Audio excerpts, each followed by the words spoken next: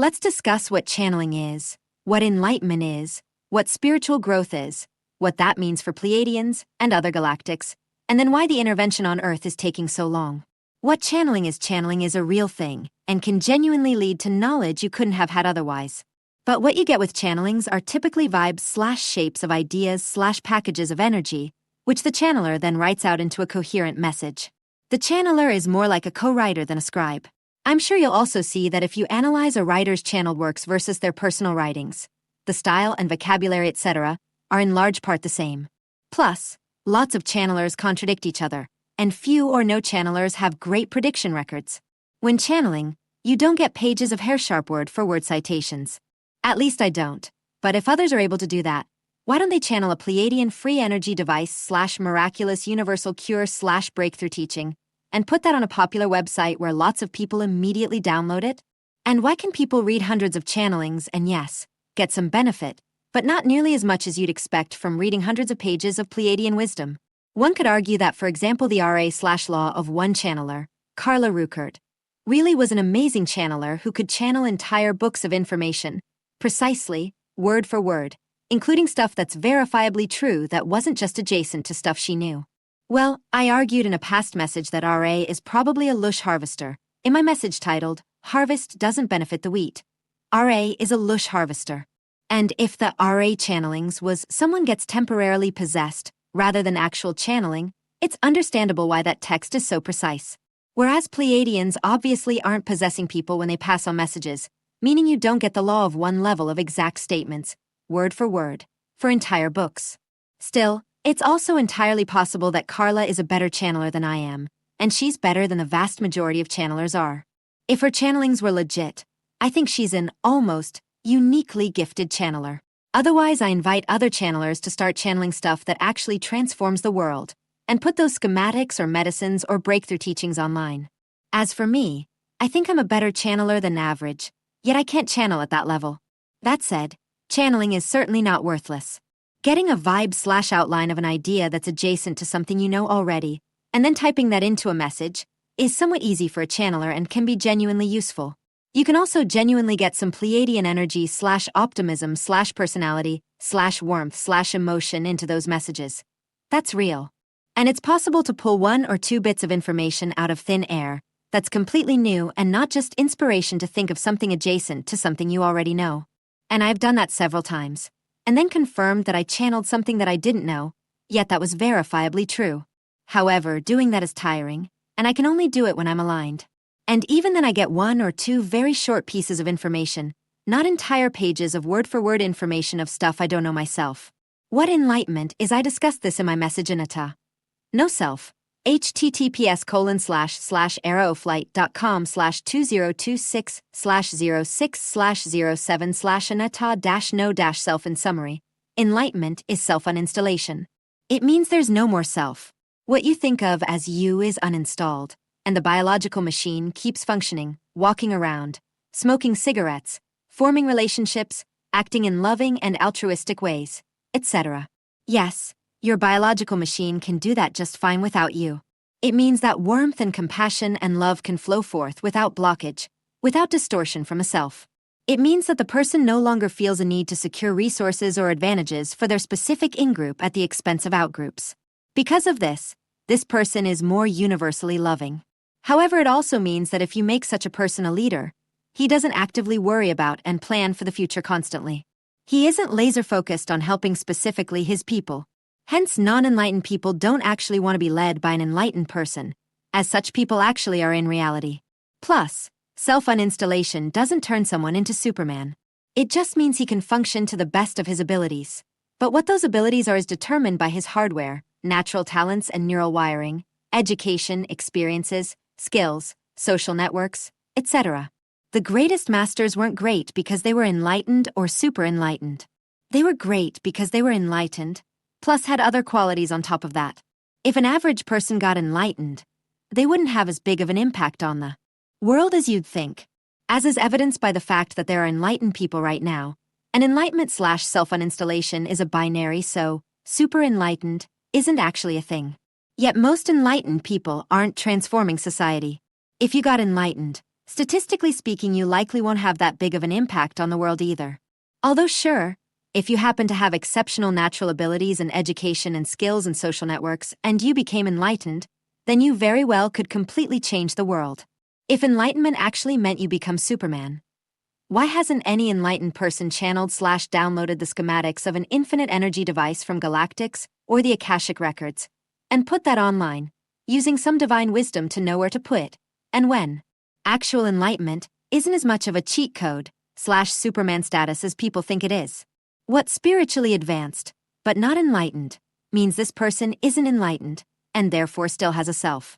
This person is still distorted by excessive worry for his and his particular group's future prosperity and safety. This worry is biologically useful, but from a detached, zoomed-out perspective, it's excessive and biased. This person still favors his in-group over his out-group.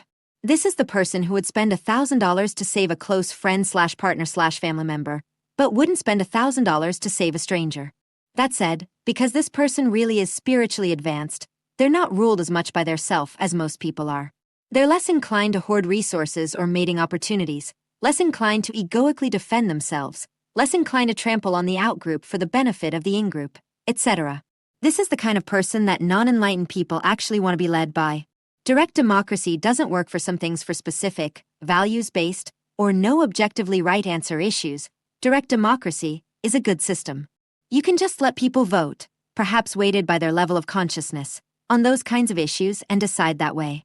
However, when it comes to are you willing to bear costs/pain now to improve the future type of issues, most humans suck, and a few humans are okay. You need to put top humans in charge to make those decisions, because a few people are unusually good at long-term planning and accepting pain now to improve the future. If you don't do this, average people, including Pleiadians, are too likely to vote for short-term comfort/pleasure/emotionally pleasing things. It's just how the average human brain is wired. Pleiadians are almost the best possible version of humans, but they're still humans. Similarly, for very complex issues, you need top humans in charge to decide. If you try to build a nuclear power plant or fight a war by letting normal people vote, it'd be a disaster.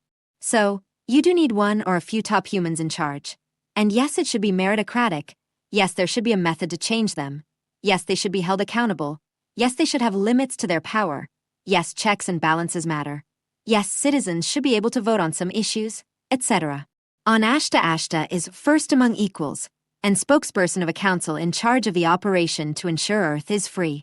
By definition, only non-enlightened people are put in charge. So he's unenlightened. If this surprises you, see the previous section.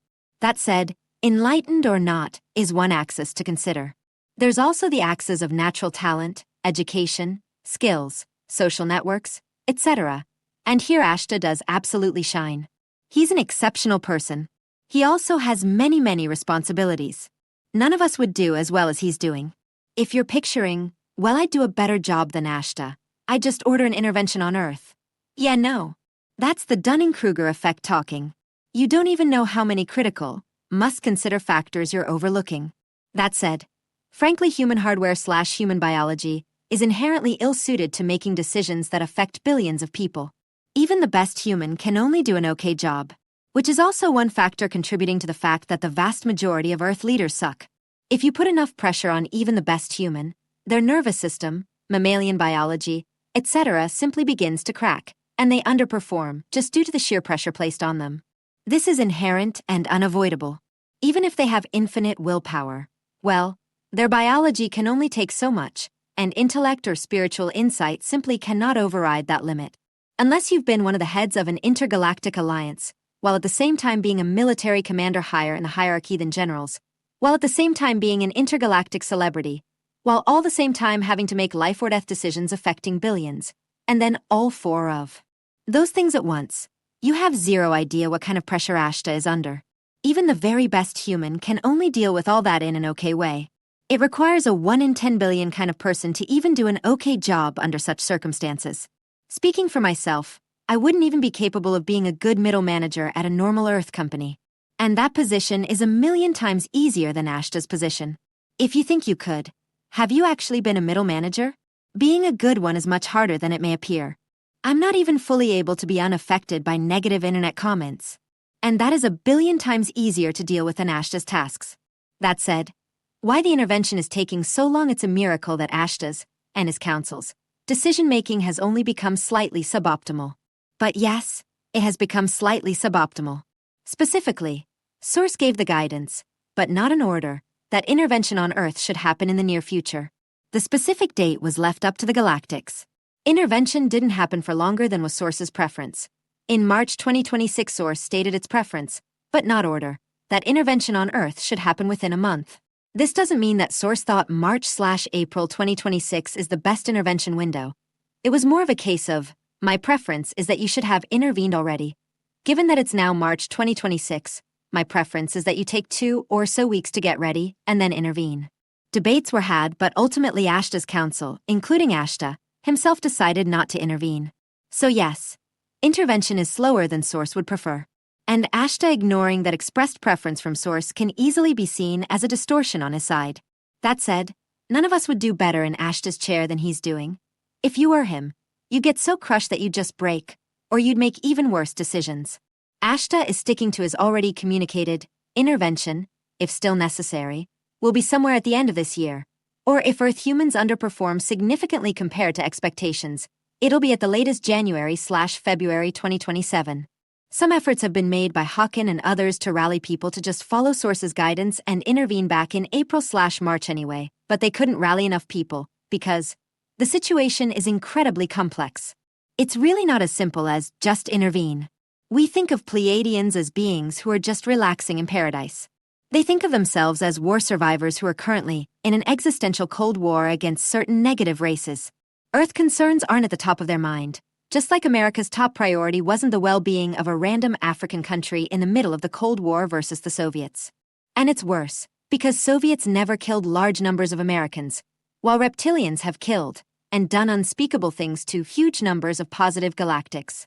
Now yes, Pleiadians are altruistic and would like us as very important allies, but we're still not at the top of their mind. For example, the Arcturians are hesitant to just overrule Ashta/ignore him, because the individual galactic races by themselves can't stand up to the negative races combined. And Arcturians, just overruling the Pleiadian person in charge, is how you fracture a galactic alliance. Of course, average, non-leading Pleiadians are also affected by those Earth humans are violent and rapey and selfish. Let them take time to grow spiritually/come together/sort out their own stuff. Also, average Pleiadians are distracted by luxury and sex and comfort. From the Pleiadian perspective, delaying from April to the end of this year isn't a huge deal. If the intervention happens in October, that's 6 months. Well, to get a rough idea of how they view time, divide that by 10, and you have like half a month. From their perspective, why completely disrupt your plans and take risks and risk fracturing the Galactic Alliance just to speed things up by half a month? That said, if Ashta keeps delaying beyond the end of this year, which is unlikely but not impossible, despite what he said, then yes, he may face impeachment/insubordination. The we need to intervene already side of the galactics is getting more impatient. That said, some galactics would agree with further delays if he proposed them. My own twin flame has become what she calls depressed by Pleiadian standards, because she's appalled by Earth's suffering, by Ashta's lack of action, and by Pleiadian actions deviating from Source's stated preference. This doesn't mean she's lying in bed all day or stress eating, but it does mean she's not as happy and energetic as normal. Once I fully understood what was going on, I also was disappointed/hurt/a bit angry and lost interest in channeling, at least at the moment. That's why I haven't published any new channelings lately. I may or may not channel in the future. I don't know yet. Although I'm still talking to my twin flame, and sometimes checking specific writings/pieces of information, or sometimes asking for galactic help. To be clear, there's no non-intervention clause. That's nonsense. If there was, then how come they're allowed to show themselves in the sky? And if showing themselves in the sky was allowed, why aren't they just blanketing the sky with crafts? The Pleiadian hesitation to intervene is based on if we bail them out and fix their problems for them, they might possibly recollapse/become dependent/not grow/not learn their own lessons/start worshipping us, etc. In this local sector, but not universe-wide, the Galactic Confederation, i.e. good galactics, also have military superiority. Hence, lack of military capability isn't the issue either. There's also no secret bomb/entity that must be carefully dismantled first. Yes, I know some people are claiming that, but that too isn't the issue. Pleiadians also aren't secretly evil. They're human and imperfect. Yes. Evil, no. We'll still absolutely love meeting them, and that will still happen in the not-too-distant future. It's easy to feel bitter now, and obviously they'll respect your free will if you don't want to meet them, but interacting with them is still going to be an amazing experience. What's also not true is suffering actually just doesn't matter. It's only human biases that cares about suffering. From a truly wise perspective, letting people suffer endlessly is optimal because that achieves soul growth. Now, some Pleiadians do think that, and to a small extent Ashta thinks that, and I've thought that in the past. However, that's actually the midwit/middle/somewhat, but not truly advanced position in the bell curve meme. https://www.reddit.com/r/taoism/comments/1jf3fe4/_meme_score on_me_reddit_non_calling_it. Conversely, the uneducated and the truly advanced, including source, both think some suffering is okay/can teach people. But Earth suffering is way too much, both from a compassion and even from a soul growth efficiency standpoint. Hence, end suffering now. Intervening and reducing suffering at this point increases soul growth, because people in survival mode have no room to reflect and grow and integrate and express themselves and experiment. Now yes, some people on Earth are in a better than average position, and perhaps for them specifically, intervening now wouldn't be necessary, or genuinely wouldn't be optimal for them/for their soul growth. However, you have to consider the average person, who is really getting squeezed hard right now. And then you have to consider the people in especially bad positions. Crippling poverty, severe illness, intense chronic pain, people who lost loved ones, people alienated from their loved ones, people who are on the verge of breaking under the stress and pressure, etc. Maybe for you personally intervention today isn't that necessary, but what about these people? We love to tell stories about how people grew from hardship, but that's survivorship bias. What doesn't get told are stories about how stress pushed people to commit suicide, to slip into mind-destroying addictions, to break under the pressure and become worse versions of themselves, to be pushed into survival mode and have the light in their eyes be dimmed, etc. And then those people's families and friendship groups get torn apart too. I used to put my channelings on YouTube too. One of the Tunia voice actresses was a woman who is now literally dead. So the delays are no joke. People are dying. I imagine she would have lived if the intervention had been earlier.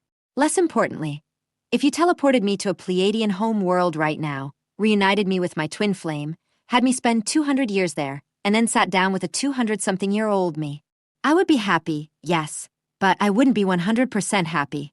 I wouldn't be 100% free. I wouldn't be 100% present. I'd still bear the scars, and they're never going away, and new permanent scars are slowly being added. Yes, I have some wisdom, but I also have a nervous system that can only take so much, and I have pain, and I need to work a normal job to be able to afford rent. I'm also more privileged than most. I know that billions of people have it tougher than me. I'm not saying woe is me. I'm uniquely struggling. I'm really not. I'm just illustrating that the whole delay is actually good for us. Narrative just isn't true. Delay is probably fine or even good for some people, but that doesn't mean it's good for struggling people.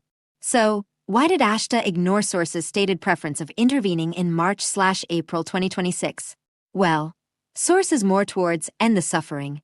Ashta is more on the side of accept suffering in order to give time for the energies to rise, to lessen the risk of Earth humans recollapsing/becoming dependent/etc. Both are valid considerations. You can't really mathematically prove how much suffering versus how much risk is acceptable.